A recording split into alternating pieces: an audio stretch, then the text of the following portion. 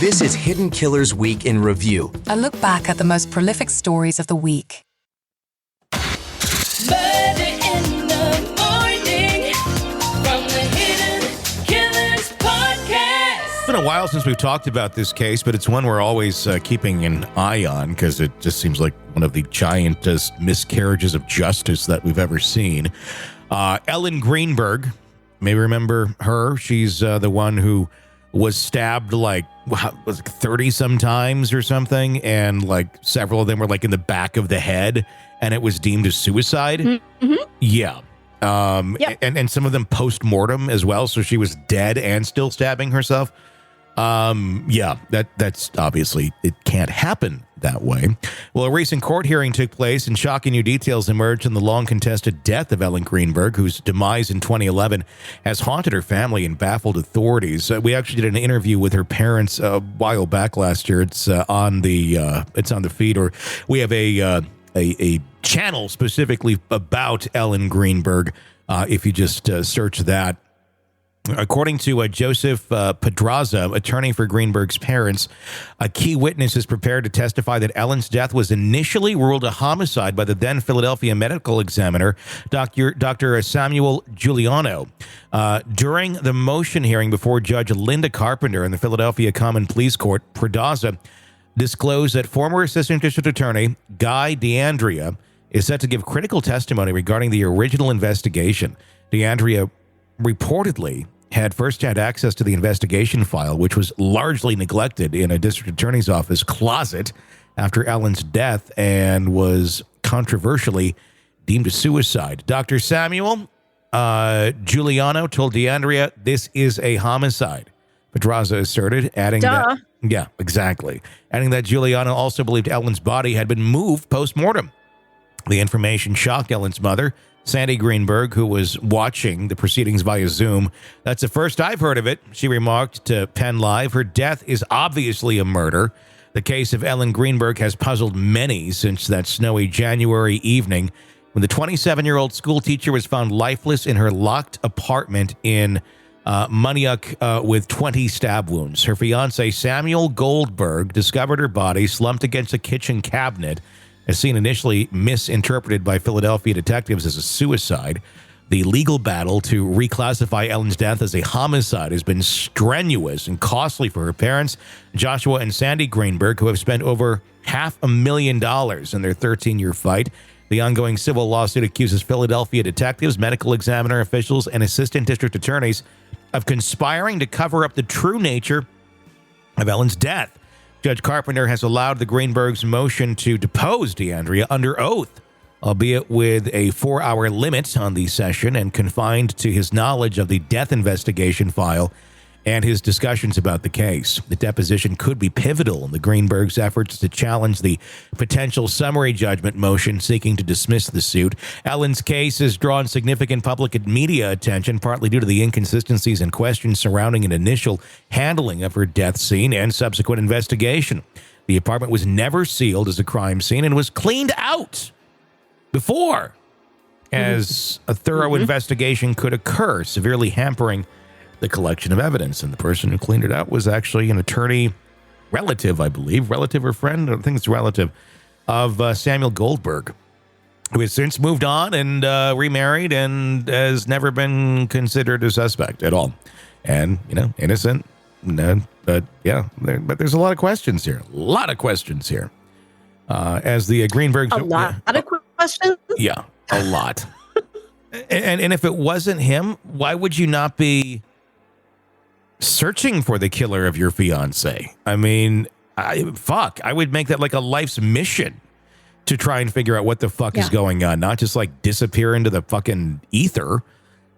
And I'm not saying it was him. I have no idea, but there's a lot of questions that have not been answered and a lot of suspicious behavior on the part of people connected to him.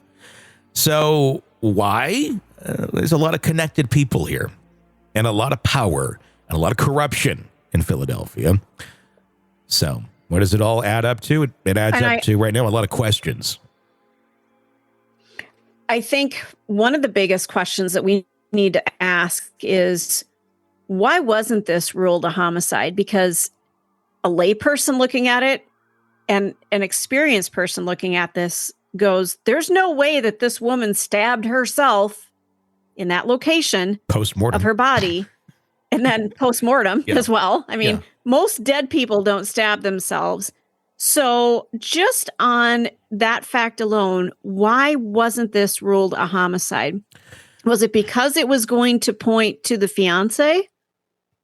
Does he have some sort of special hold over the Justice Department in that city and law enforcement? I don't know.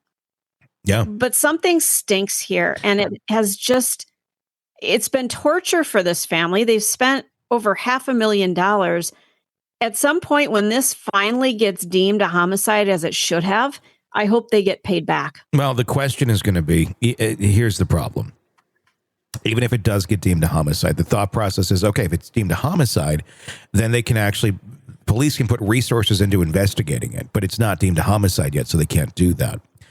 But even if it is deemed a homicide, we're talking about the same police force that did not investigate it initially. So is that really going to put a fire under anyone's ass to do anything? Especially if there is a connection that still exists there?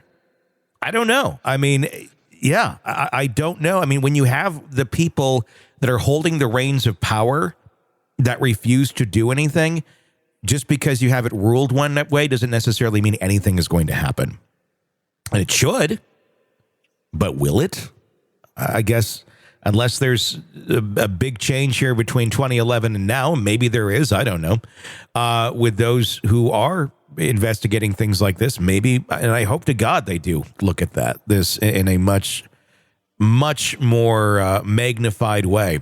And I'm not saying that Samuel Goldberg did it either. I don't know. No. I'm just saying, why can we not even look at it? Why can't we just dig into who maybe potentially did this? Because it was not a suicide. Somebody did do this. And naturally, you're going to look at the partner of the person who has a kind of questionable story about how this all happened.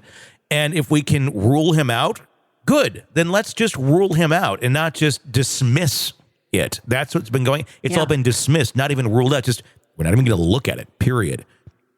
That's not an investigation at all. So, and if, again, he's moved on with his life, he has, great. But I'd still be going back if they're going to do this. Like, yeah, how can I help? What can I do to find the killer of the person that I supposedly loved? I would love to do that. And I'm sure your significant other would be supportive of that as well, because that's the right thing to do. So, I don't know. What bothers me here is that, tell me about the medical examiner who could look at this and go, okay, yeah, that's a suicide. Well, and they've all moved on to other places. You need your license revoked. Well, they've all moved on to other places and quickly got up to other places too. There's so many red flags in this whole case, and why it's being covered up. And I don't understand why. I don't know the answer. Sometimes these cases what can be the connection here. What's going on? Sometimes incompetence can also look like conspiracy. So it could have just been, honestly, the police fucked up the investigation and didn't want to be called out on it. So just brush this aside and keep moving along, folks. Nothing to see here. Or there is a cover-up. Both can look very, very similar. But I think the obvious thing to do here, the family is just saying, why can't we look at this? Why are we suppressing so many things and not just looking at the obvious? That's the question we're asking. But then you're also asking the same authorities and all that to do the right thing that did not do the right thing initially. So where this goes, who knows? But hopefully there will be justice for her at some point. Want to listen ad-free? Want advanced access to all of our interviews before anyone else? Become a True Crime Today Premium Plus subscriber on Apple Podcasts. You get every episode commercial-free. So you can binge on true crime until you can binge no more. Search True Crime Today Premium Plus on Apple Podcasts now, or go to our podcast page and sign up now. More of the Hidden Killers podcast next.